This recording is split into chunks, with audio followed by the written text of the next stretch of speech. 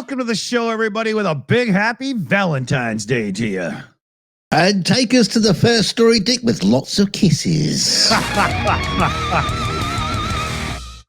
Well, New York City awoke with a few less kisses than normal today because they had $80 million missing from the city's bank accounts, and it did not take them long to find their thief. Oh, that's right, Kristi Noem.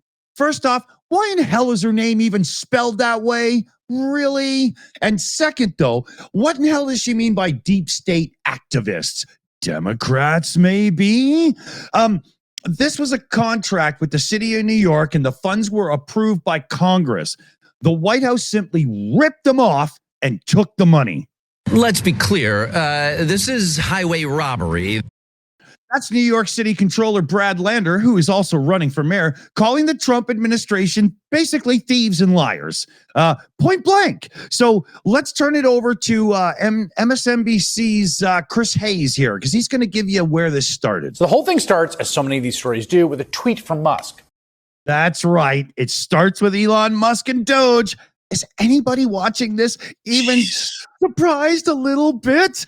So Elon says Doge discovered FEMA sent $59 million last week to luxury hotels to house illegal migrants. Well, I'm sorry, Elon, but that's called lying. Because you see how it really works is they're approved for $12.50 a night for housing. Now, I don't know about you. I don't know about you, Elon, but I've never seen a luxury hotel for $12.50. So what do you think of that one there, Chris? All of that's complete bunk.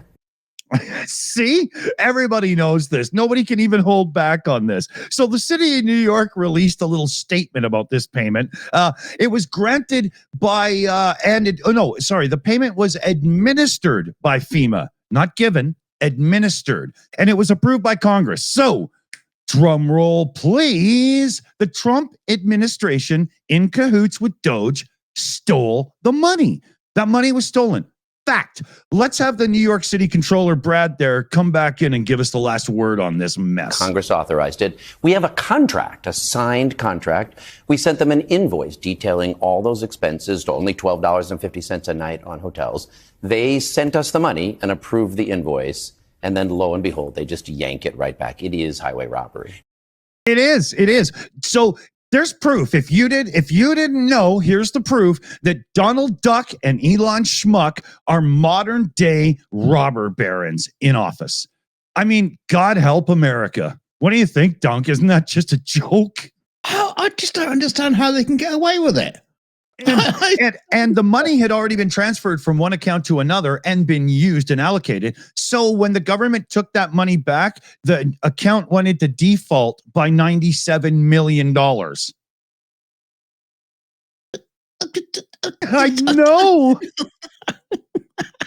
How? I know. How can they have control of the bank like that? I just don't know. Yeah, so that Brad there, the city controller of New York, he got a hold of the bank and they waived the $15,000 overdraft fee. Come on. This is about government efficiency, and you just cost them $15,000 in overdraft fees on a $97 million overdraft account. This is some kind of... We don't use that stinger lightly. Well, we do, but it really applies here. Why isn't the White House surrounded by police cars? It was just a bank robbery. I know. What? I know. And he said in the interview, I didn't want to play too much of it, but the guy was shocked because in the history of New York, the government's never ripped money out of the city's accounts before like that. Never. No, because you can't. Can you? Well, it's chaos. Cats and dogs are mating. It's crazy. Nobody knows what's going on. Jesus Christ. Yeah. Send in the Ghostbusters. But don't sing the song because you'll get sued by Huey Lewis. Anyway. Not Huey Lewis. That's the other one. No, but Huey Lewis sued Ray Parker Jr. for that song and won. That's right. Yeah. Anyway, if you're worried about that true crime, well, let's talk about this true crimes, because a viral YouTube channel that claimed to document shocking true true crimes cases was actually fabricated and invented using stories for an artificial intelligence. Yes, the channel True Crime Case Files amassed millions of views before being shut down by YouTube for multiple policy violations, including child safety concerns. Ooh. I'm not too sure how that could apply. Yeah. I'm curious. The channel's creator, who was interviewed by 404 Media under the pseudonym Paul, admitted to generating scripts with ChatGTP and using AI image tools to create fake crime documentaries. His most popular video, titled "Husband's Secret Gay Love Affair with Stepson Ends in Grisly Murder," falsely described a crime that never happened. Nearly 2 million viewers watched and engaged with the content as if it were real. Now, what you've got there, I did a little search for hashtag True Crimes Case Files. It came up with 161 channels. Whoa. And this was the first one on the list. I mean, if you just look at some of the titles in that, this is all like, father has gay relationship with son, not stepson, son. Yeah. And look at that image. Who's the father? They look like twins. I mean, there's one like that as well. Twins have a gay relationship and grisly murders and shit. Yeah, this is what a lot of this is what this channel is. Now, I don't know if it's the same guy, but it certainly seems like the same kind of stuff. And if you click on one of those, don't click on it. But if you click on one of those, you got an AI voice narrating. Of course. To be fair, it's a very good AI voice, but it's still AI. Yeah. But anyway, Paul defended his work, arguing that true crime is entertainment masquerading as news, and. Okay, and that's what's happening in the United States at the minute. And his content was less exploitative than traditional true crime media. There's really no difference between us, except that I not only not using real people and their suffering as my vehicle. But there is one big difference. You're a liar. It's just. Yeah, but it's a good point. He's not exploiting people's miseries because they're made up. But critics argue that the AI-generated crime stories still reinforce harmful narratives and mislead the audiences. Yes, they certainly do. His channel was apparently removed, but like I say, there's shitloads out there. There's loads of them out there, all doing the same sort of thing, and apparently it's become almost like a national pastime, like bullfighting, Paul said. People just passively observe it, and they don't even question, why are we enjoying this violence so much? He questions. Crazy. Yeah.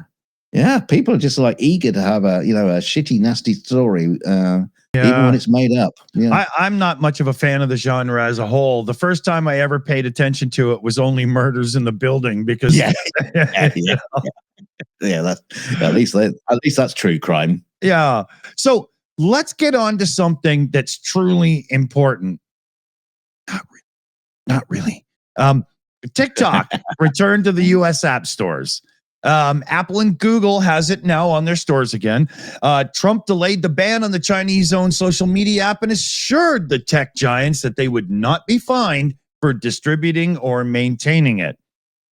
So, it's usually like pretty much half of Americans at this point. Everybody knows it went dark there for a little bit, and then they put their message up, thanks to the leadership of, Emperor Trump, blah, blah, blah, right?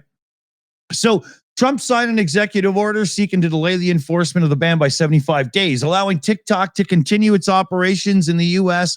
temporarily.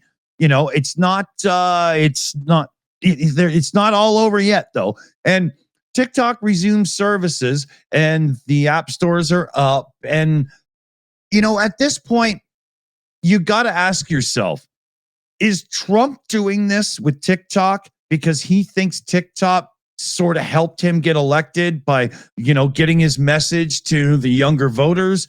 Or is Trump doing this because of a financial gain? I mean, The US government already did a deep investigation and they determined that TikTok is a security risk in certain areas. And as such, for Trump to turn around and just rewrite all of this as, oh, it's not so bad, to me just sounds like him going, oh, but they like me. They like me. What do you think here, Dunk?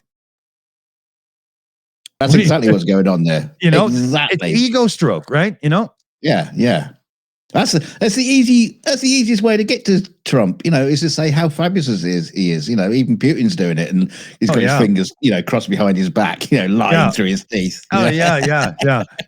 Yeah, Putin was smart because he lubed his finger before he went into, we got that piece of trash coming up here, but we'll get out of this one because we don't want to bash too much of this crap over your heads. And I think Dunk's got something quite entertaining here. Yeah, well, this is good news because a former Paralympian sprinter, John McFall, so odd name for a sprinter. Jeffrey tripped me up. Anyway, John has been medically certified to undertake a long-duration space mission, making him the first astronaut with a physical disability to be cleared for a trip to the International Space Station. That's really cool. McFall lost his right leg in a motorcycle accident when he was 19, but went on to win a bronze medal at the 2008 Paralympics. That's him there at the Paralympics, before transitioning to medicine, where he's now a surgeon. Not using his leg, I hope. In 2022, he was selected. Anesthetic. In 2022, he was selected as part of the European Space Agency's FLY feasibility study, which explored the challenges of sending a physically disabled astronaut to space. At a press conference, McFall emphasized that the milestone wasn't just about him. He says, today's announcement is not just about me personally getting medically certified to fly long-duration missions. It represents a culture shift in how people with disabilities are perceived in society. I agree with that. And I also want a remote-controlled version of him in the spacesuit in the wheelchair. I want that. A little ripcord one. Yeah. Now, ESA's head of human and robotic exploration, hang on, human and robotic. Is there something else we're missing? Cyborgs? That's everything. Chimeras? Chimeras? Right? Anyway, Daniel. Very small rocks. Shut up. Daniel Neuenschwander hailed McPhail's achievement as a testament to Europe's values of inclusivity. I noticed he was a white dude, though. I'm just saying. Now, there's more to this article, but I'm not going to beat on about it. But what does seem to be happening, I'm not going to beat you with a leg over the head over it. What does seem to be happening about this article? There's a lot of people patting each other on the back for doing this, but then actually nothing really has been done. I mean, he's disabled, yes, but there's lots of disabilities which wouldn't preclude you from going into space. Okay, he's missing a leg. That's not a big problem. Now, if he was blind and deaf, I'd like to see him put in charge of a space mission. Eunuch, okay. Eunuchs are fine for space missions. But the thing is, he's passed, but he hasn't been given a mission. So this just means it's feasible for him to go. He's not actually going anywhere. So. Yeah, bit of a strange thing. This, I don't like even NASA see why hiring a black woman in the 70s. Look what we did, right? Yeah, I know. I don't see any reason to turn this into a news story. I don't see why there should have been a problem in the first place. Why the fuck are you telling us? I don't know. It's the news. All right, you get on with it. Okay, now this one isn't exactly funny, but I get to point and laugh at a few people, sadly, through a bad thing. So a measles outbreak is going on in Texas, and it's in an area with an absolutely abysmal vaccination rate, and it's blossoming. Cases are doubling, tripling. So a week ago, officials reported 9 confirmed cases in Gaines. Gaines County, it says here. And it has one of the lowest vaccination rates amongst kindergartners in the state at about 80%. The cases have climbed, doubled, and tripled. In Friday's update, they were up to 48 and spreading. It's also spreading to a few of the more adjacent towns, right? So of the 48 cases, 42 are children, 13 are age of 0 and 4, and 13 people, 27%, have been hospitalized.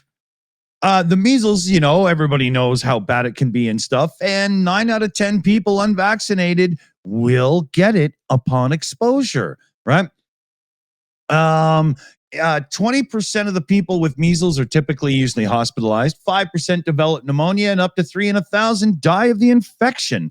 In rare cases, measles can cause a fatal disease of the central nervous system called WOW. And it develops years after the infection. So this has long-term effects. Now, I know I got some, thanks to the AI Alchemist there, we got some funny pics of this and stuff, right? But let's look at this in a serious matter just for a second here. These people, these children, have not made the choice to be vaccinated or not. Their parents have done it. And why? Not because of science, but because of political affiliation. Let's cut to the chase here. So because some parent is a rock hard, die-hard, right-leaning Republican Christian, they believe the rhetoric and boom, their child's in the hospital for it. Wake up, people. What is wrong with you? I think with this story, credit has got to, credit is where credit is due. I think we should congratulate the virus on becoming, expanding in America in this kind of way, because it's at the moment it's the only positive story coming out of the country. Well, if it was taken down Republican members of Congress and stuff, then yeah, right. But, Oh dear. Yeah, I also read a report that J.D. Vance's couch has now caught the measles. So I think it's got everything else under the sun. So over to Japan, where a naughty woman has been arrested for allegedly smashing a bun at a convenience store and leaving without buying the packet of bread. Yes, here we are. The top story coming out for Japan right now is a woman squashed a bun. Authorities in the southern city of Fukuoka. Fuck you, Oka. That's what it says. That's what it says. They confirmed that the 40-year-old had been arrested on Monday for criminal damage. The woman, who said she was unemployed, claimed that she only checked the firmness of the bun by pressing it lightly with her hand. And it was probably so dry and stale that it crumbled, right? Yeah.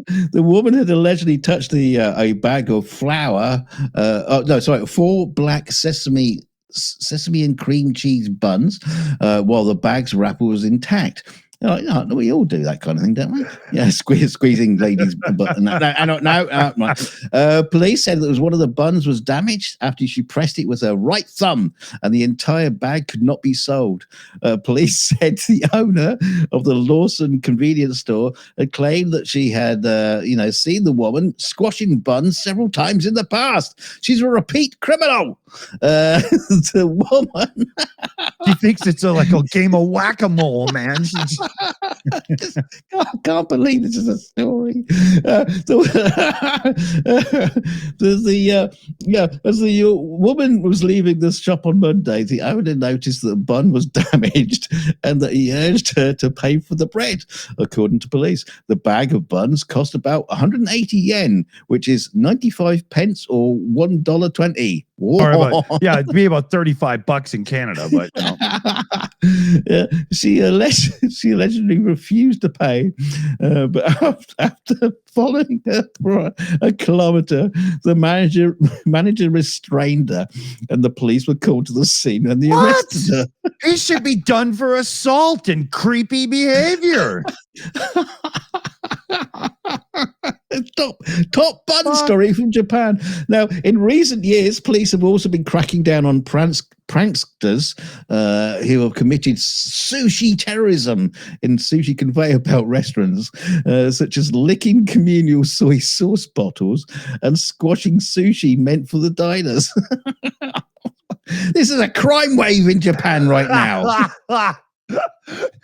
Somebody think of the children. Think of the buns. I can't believe this made a headline story and I'm reading it to you. Oh, man. Next week, someone looks at a cabbage with disdain. yeah. While sneering at a goat. Get on with it. Get on with some proper news. Okay. Well, this kind of is proper news, but it's kind of not because, shit. Let's do this one.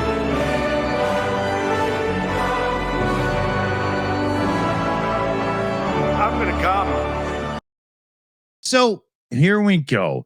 Trump is raging about $9 million that radical left Reuters received to support a study in large-scale social deception, demanding that it immediately give the money back, even though it was awarded during his first administration and was given to a company that operates separately from the news agency. Does this idiot ever know what he's talking about? The president's Thursday morning social media rant comes hours after Doge chief Elon Schmuck peddled a misleading claim on X that Reuters engaged in a total scam, sharing a post that alleged the news agency had been paid millions of dollars from the government for social engineering. Now, it's all garbage. It's just ridiculous, right? Excuse me. So Musk took aim at Reuters Wednesday night shortly after the outlet reported that the majority of his Doge spending cuts were actually based on ideology rather than cost savings. There's a piece of truth. Thank you, Reuters. The administration's recent attack on Reuters, meanwhile, comes as Trump world has sought not only to blow up large swaths of the federal government, but also thoroughly discredit the mainstream media, which has included spreading conspiracy theories that federal aid was propping up legacy press outlets. Yeah, I won't go too far into this, but here's a quote here. Doge looks like radical left Reuters was paid $9 million by the Department of Defense to study large-scale social deception. And then in capital letters, give back the money now. And this was Trump on Truth Social, of course, right? And there was a couple of more. Oh, yeah. So how it works is Reuters, where is it here? The contract is actually paid to a wholly separate subsidiary of the broader Reuters conglomerate, Thomson Reuters Special Services. This subsidiary describes itself as a trusted leader in delivering scalable solutions to governments and global institutions through data analysis and risk mitigation. The company operates independently from the news agency in all areas. And what really happened here is that there was money paid so that there could be a proper study done by an independent that was trusted on social engineering and whatnot and how effective it can be. Like, 2016 and the Russian meddling in the election of Donald Trump. Just saying. There's another part here. Reuters was paid millions of dollars by the U.S. government for large-scale social deception, and that was Musk tweeting on X. That is literally what it says on the purchase order. They're a total scam. They're not a total scam, Elon. You're once again a liar. Jesus. It's unbelievable, the mistruth, the fake news, the lies that are coming out of Doge and the Trump administration right now as it pertains to anyone they see as an enemy. Which is just about everybody. Exactly. And There is a little bit more news on Reuters coming up, so I'm going to turn it over to Dunk for his next one because I want to get that one in. Okay. Yeah, we're up for a grand day out because a care home resident has been taken to the local prison in the state of New York as part of her 140th birthday wish. 140? Yes. 104th. Oh my! I think I misspoke. Yes, Livingston County Sheriff's Office in Geneseo, about 29. No, don't tell us where it is. We don't care. They took Loretta to their facility. Loretta, who is a Loretta, yeah, Loretta, criminal 9121614, was a resident of the Avon nursing home. Was asked what she wanted for her birthday, and her response was that she wanted to see the inside of a jail because she'd never been to jail before. Well, do a crime, steal a bun. Yeah, exactly. Run somebody down with that wheelchair, honey. You'll get there. But yeah, Loretta had a great time touring the jail facility, and they said, we were so glad we were able to make her birthday wishes come true. Loretta enjoyed cake, getting fingerprinted. I don't want to say that. And a mugshot was taken. A tour of the jail, getting locked in a cell, and got to meet many deputies, including one of our new canines. That's a dog for people who don't know. Thank you to the Livingston County Sheriff's Office for making Loretta's wish come true. That's pretty cool. Yeah, the tour came 2 days after her 104th birthday last week, where she celebrated, a party at her nursing home, the Avon Nursing Home in the nearby town of Avon. Shit, you couldn't make that up, could you? Oh, wow. Talk about article padding. Holy. Got to get to 500 words. Yeah. I mean, at the end, to give her the full experience, she was brutally beaten up and hosed down with a fire hose. Yeah. And violated by her cellmate, Well done, Loretta. That's funny. That's funny. It's not, but it is. Yeah, it's hilarious. Is it? No, I don't know what it is. I'm lost. Let the audience decide. Yeah. So where is it here? I'm trying to figure this out. Oh, there it is. So let's talk about the Gulf of Mexico. Yes. Because to you, it's the Gulf of Mexico, correct, John? Yes, it is. The Gulf of Mexico. Yeah, because you live in the UK where people are intelligent. And I live in Canada, same thing, just a little, I don't know that I would say drunker, but we know that it's the Gulf of Mexico. And all these people I know all over the world, thanks to this great thing we call social media and YouTube, sarcastic, we all know it's the Gulf of Mexico. But because the Associated Press are kind of refusing to call it that, because if you look at the Associated Press and what they are an organization that has people all over the world. They collect, they're one of the places that a lot of the schmuckier places get their news from because they don't actually have reporters of their own. AP News is important, right? And Trump has barred them from the Oval Office and Air Force One indefinitely. Now, if you remember on the last 42 show, they had been kicked from the Oval Office just temporarily because of not doing the Gulf of Mexico as the Gulf of America. And now Trump has gone absolutely batshit crazy, just like this. And he's flipping out on them. So, petty little maggot. Oh, he's so bad, man. I mean, it's just he's kissing this guy's ass all the time, right? But no, he makes Putin look like a good guy. Well, I guess you're not wrong there. How about this one? Trump playing with himself, ruining lives and stacking the wealth. He's a narcissist, but hey, that's his style. Hey, why is it still going? This is supposed to be the short one. Yeah. All right. I think I turned it off. There we go. All right. What the hell happened there? Copyright strike. Oh, I'm sure we're in trouble on that one. But it's all petty bullshit, right? So Taylor Budovich pointed to the Gulf dispute, saying the AP's decision is not just divisive, but it also exposes the Associated Press's commitment to misinformation. That's What? Deputy Chief of Staff Taylor Budovich. That's not misinformation. That's what the bloody thing's place is called. I know that I mean, if you go through maps for the last, I don't know, 450, even 500 years, you will find it's called the Gulf of Mexico. Yeah, and who named it the Gulf of Mexico? I mean, you can't just Yeah, exactly, right? I know. Also notice in that image of Gulf of Mexico when he's got the map up behind him, he's got the font like massive right across there, and I bet it was originally just like Gulf of Mexico, normal size, but now he's just made it like huge. Oh yeah, so definitely, and this butt lick here, Taylor Budovich, Deputy Chief of Staff, he continues licking the crack of the emperor with this line. And he's referring to the AP News.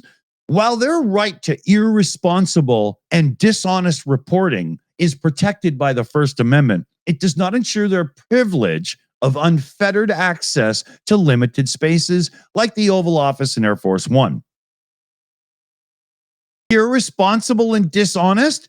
They are a world news organization, and I'm sorry to say, Ronald Gump and your little bitch slap Deputy Chief of Staff, but the rest of the world still, and now in defiance, will call it the Gulf of Mexico, you orange-painted piece of absolute dog shit. Jesus. So I like, I've said it before, but Canada stands strong with Mexico. Fuck this guy. Yeah. Indeed. Where do you want to go next here, Dunk? I'm going to go up a dog's nose, quite literally. It's just so sick of that shit back bastard. I know. A Florida startup called Canary, I don't know how they say it, is developing a nose computer interface that could revolutionize scent detection by merging canine olfaction with neurotechnology.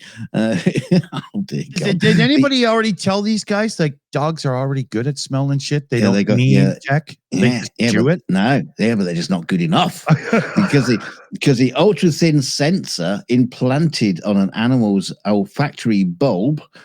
Yes, somewhere in the nose somewhere, I guess. Reads neural signals in real time and transmits them to a wireless computer that deciphers the odor. This could eliminate the need for costly months-long scent training for dogs. Yeah, because dogs, they have to get trained to sniff out cocaine and badge candles or whatever they are. But don't bring her into this. Tested in rats so far, you tried Donald. The device was successfully identified explosives, narcotics, and arson accelerants. Future versions will feature more electrodes for increased accuracy, with trials for dogs planned next. The AI software can train the system in just 3 sessions, making it significantly faster than traditional detection dog programs. I say this is BS. Support dogs and don't let them take their jobs. No, they're still using dogs. Yeah, but only for how long before they just put this on some robotic thing, right? No, because they shove it into the dog to do the sniffing, and then it detects. I'm not sure that's legal. do they stick it in from the end and push it all the way through to the nose? Yeah, but potential applications include airport security, disease detection, and environmental monitoring. And unlike a traditional environmental monitoring, that's not needed in the United States anymore because Trump doesn't care. Yeah, bollocks. Yeah. Well, we just like sniffing him. He'll just like snorted it now instead of sniffing. He'll get happy for soot. Shut up, policeman. See, this is the thing. You see, unlike traditional e-nose sensors, which struggle to match animal sensitivity, this technology leverages the biological advantages of a dog's nose while digitizing the scent analysis. We don't need cyborg dogs. Just train them. Yeah, but you can imagine them with give them like robot legs as well, like 6 legs, and they can run faster. All right, let's leave this story. Go on, move on. Get on with it. It's good though. I mean, the $6 million dog. I can get down with that, right? So, Trump did another thing here too. Let me just find the damn article. I don't even know where I'm looking. Yeah, here it is. We'll just get through this one quick. Trump decides that Russia should be let back into the G7. So to make it the G8 again. Here's the quote. I'd love to have them back. I think it was a mistake to throw them out, he said. And then he blamed Barack Obama for the collective decision by the world's largest industrialized economies to exclude Russia from what became the Group of Seven. It was the Group of Eight originally, right? And they were kicked because of their whole invasion of and annexation of Crimea. They had one phone call, and now Trump's saying, no, they're fine. Let's let them back in. This shocking declaration in the Oval Office was, jaw-dropping, to say the least. You don't let this guy back in, right? But he went on to say that he wanted to get together with China and Russia and settle some things out, because if they could get their T's crossed and their I's dotted, they would be able to lower their military budgets by 50%.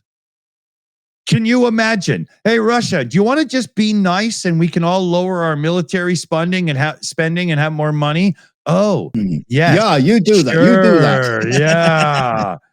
This guy's the dumbest dumb that ever dumbed in the Oval Office. It's what? Why is it nothing fucking surprises me? I mean, this is not getting Robbie Williams to rejoin Take That. They were not putting the band back together again. Yeah. This is not what getting Putin into the G8 or whatever. It's not the same thing. And getting Chin involved as well. Oh, it's so bad. It's so bad. So we don't know what's going to happen over the next couple of days. We got some other live shows on our other channels coming up, but again, happy Valentine's Day. Thanks for joining us. Hit like, share, and subscribe on the way out. And do yourself a favor. If your partner thinks you're ugly, make yourself useful. Yeah. Hang up a picture or something. We'll see. I guess we'll see you in the after show, unless the world is suddenly blown up in between. I wouldn't put bets on it.